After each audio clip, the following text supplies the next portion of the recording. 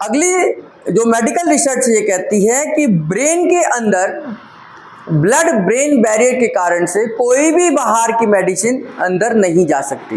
यानी कि blood brain barrier के कारण से, ब्लड ब्रेन और बैरियर ये तीन वर्ड हैं। ब्लड का मतलब ब्लड जो हमारा ब्लड फ्लो करता है, ब्रेन का मतलब ब्रेन के अंदर, और बैरियर का मतलब कि एक रुकावट है। जैसे आपने देखा होगा रास्तों में बैरियर लगे होते हैं, पुलिस के बैरियर होते हैं, वो आपको रोकते हैं। वो किस लिए लगे हैं? कि कोई खुरापाती तत्व ना निकल जाए, है ना, तो उसको रोकने के लिए। ऐसे ही कुछ बैरियर हमारे ब्रेन के अंदर भी लगे हुए हैं कि ब्रेन के माध्यम से, ब्रेन के अंदर से, ब्रेन के साथ में कोई वायरस, बैक्टीरिया या कुछ ऐसी चीजें ना चली जाए ब्रेन के अंदर जो ब्रेन को नुकसान पहुंचा दे।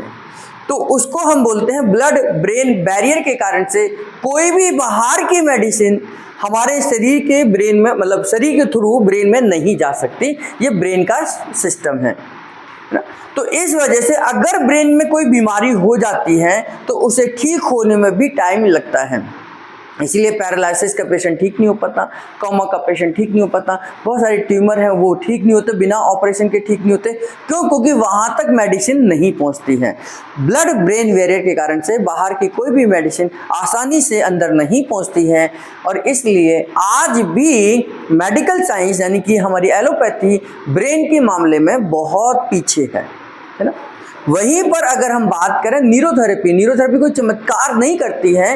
न्यूरोथेरेपी उन केमिकल्स को शरीर के अंदर ही बनाती है जो जहां पर आज की एलोपैथी आपको बाहर से उन केमिकल्स को देती है, हम बॉडी के अंदर ही उन केमिकल्स को बनाकर ब्रेन के अंदर भेजने की कोशिश करते हैं। और वो कोशिश करते हैं, कोशिश में कामयाब भी होते हैं, क्योंकि ब्लड ब्रेन बैरियर से शरीर के केमिकल्स अंदर जा सकते हैं, है ना। फॉर एग्जाम्पल कि अगर किसी को क्लॉटिंग की वजह से पैरालिसिस हो जाता है, क्लॉटिंग की वजह से पैरालिसिस हो जाता है, कोई क्लॉट जाकर ब्रेन में फंस गया है ना। हमारी बॉडी के अंदर क्लॉट बनते हैं, बिगड़ते हैं, बनते हैं, बिगड़ते हैं। हमारी बॉडी के अंदर क्लॉट बनते हैं, डिजॉल्व हो जाते हैं। वो दोनों ही जरूरी है, बनना भी जरूरी है और बिगड़ना भी जरूरी है ना। दोनों ही चीजें हैं कि बनना भी जरूरी है और डिजॉल्व होना भी जरूरी है। तो अगर वो किसी बाई चांस वो डिजॉल्व नहीं हुआ, जो बना था वो बनने के बाद में अगर ब्रेन के अंदर चला गया किसी वजह से, उस ब्लड ब्रेन बैरियर को पार कर कर और वो कहीं अटक गया, तो उस अटकने से क्या होगा कि आगे की ब्लड सप्लाई रुक जाएगी। और जिस पार्ट की ब्लड सप्लाई रुकेगी, हमारा वो पार्ट काम करना बंद कर देगा। चाहे वो हाथ हो सकता है, पैर हो सकता है, फेस हो सकता है, जवान हो सकती है, कुछ भी हो सकता है, टंग हो सकता है, कोई भी पार्ट जो डैमेज हो सकता है।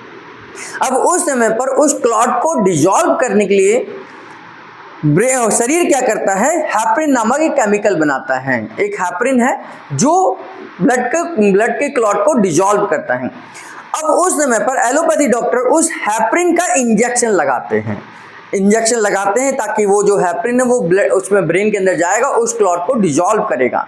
लेकिन क्योंकि वो बाहर का केमिकल है तो ब्लड ब्रेन बैरियर उसको अंदर जाने से रोक देता है, क्योंकि वो बाहर का आर्टिफिशियल केमिकल है। और वो जैसे ही ब्लड के अंदर जाता है और ब्रेन के पास जाने की कोशिश करता है, ब्रेन उसका रास्ता रोक देता है कि नहीं, आप अंदर नहीं जा सकते। हालांकि ये ब्रेन के लिए ही फायदेमंद है कि भाई शरीर को ठीक करने के लिए भेज रहे हैं, लेकिन वो अपनी ड्यूटी से मजबूर है। वो किसी भी बाहर के केमिकल को अंदर नहीं जाने देगा, भले ही आप उसकी भलाई के लिए ही क्यों ना जा रहे हो।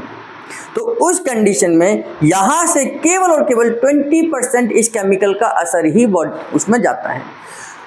अब वहीं पर अगर वो न्यूरोथेरेपिस्ट के पास आता है तो हम इस हैपरिन केमिकल को बनाना जानते हैं, क्योंकि हम जानते हैं कि हमारा हैपरिन 80% हमारा लीवर बनाता है, 20% हमारा लंग्स भी बनाता है। तो लीवर और लंग्स को स्टिमुलेट कर करके हम उस हैपरिन को बनाते हैं और उस हैपरिन को ब्लड के थ्रू कहाँ भेजते हैं?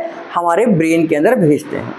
तो ब्रेन उस केमिकल को नहीं रोकेगा, क्योंकि ये खुद का उसकी बॉडी का केमिकल है और वो केमिकल जाएगा और वहां पर उसे डिसॉल्व करने की कोशिश करेगा।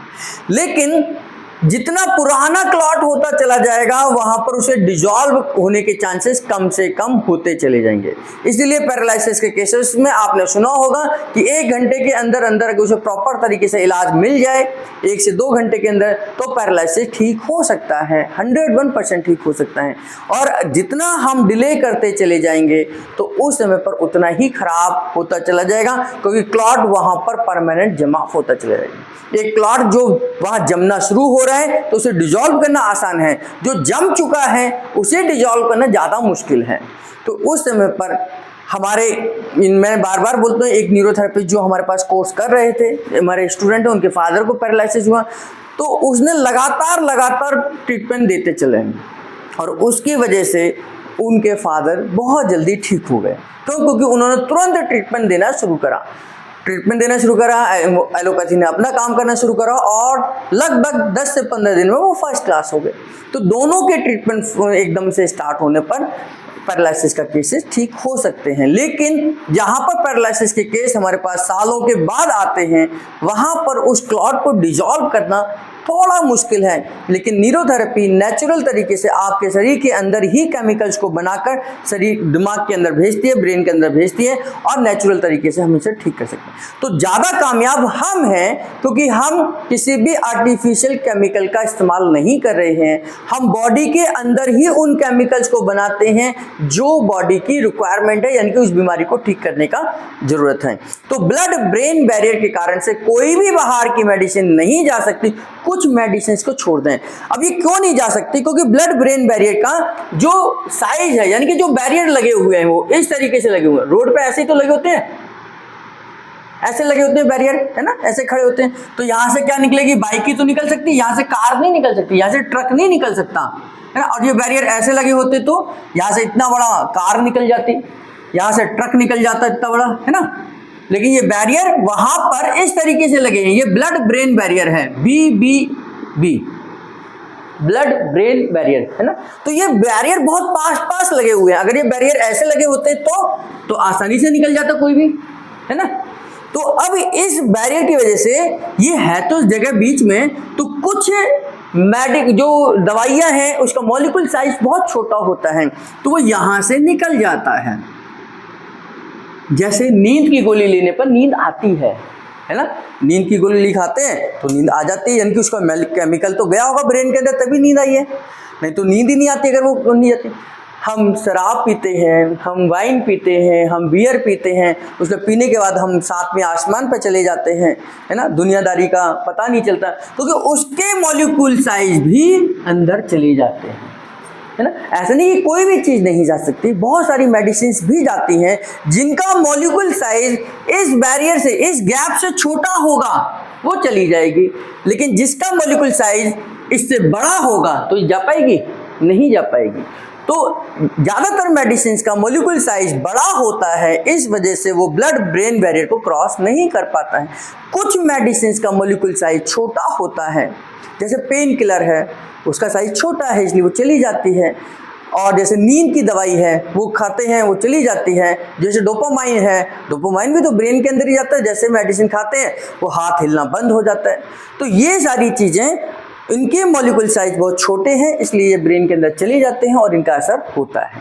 लेकिन ज़्यादातर दवाइयाँ उनका मॉलिक्यूल साइज बड़ा होता है, तो 80% दवाइयाँ हमारे लिए यूजलेस हैं। हाँ, 20% मॉलिक्यूल जिनका छोटा है वो हमारे ब्रेन के अंदर जा सकती हैं। लेकिन हम जो केमिकल बना रहे हैं न्यूरोथेरेपी से, बॉडी के अंदर जो केमिकल बना रहे हैं वो बॉडी का ही तो केमिकल है, वो बॉडी के ही केमिकल है। उसका मॉलिक्यूल साइज, क्योंकि बॉडी के द्वारा बना है, उसका मॉलिक्यूल साइज इतना ही होगा और ये आसानी से अंदर जा सकते हैं, क्योंकि ये बॉडी का ही मैकेनिज्म है। रोकने वाला भी पुलिस वाला है, जाने वाला भी पुलिस वाला है, तो पुलिस वाले को नहीं रोकता क्योंकि ये बॉडी के ही केमिकल हैं, तो वो आसानी से ब्रेन के अंदर जा सकते हैं। तो इस तरीके से न्यूरोथेरेपी ज़्यादा कामयाब है, लेकिन डिपेंड ये करता है कि पेशेंट न्यूरोथेरेपी के पास कब आता है। अगर वो शुरुआत में ही आ जाए तो बहुत अच्छे रिजल्ट न्यूरोथेरेपी से ब्रेन की बीमारियों में भी मिल सकते हैं।